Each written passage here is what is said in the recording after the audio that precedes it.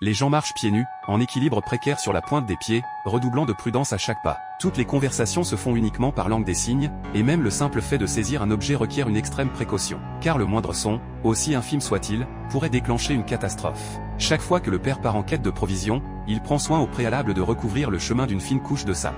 Ce n'est qu'à cette condition qu'il ose s'aventurer au dehors d'un pas assuré. Pourtant, ce jour-là, alors qu'ils s'apprêtaient à rentrer après avoir fait leurs provisions, le plus jeune fils, qui fermait la marche, sortit soudain un jouet. Au moment où le bruit retentit, le désespoir s'empara de la mère. Le père se précipita vers son fils, mais le monstre fut encore plus rapide.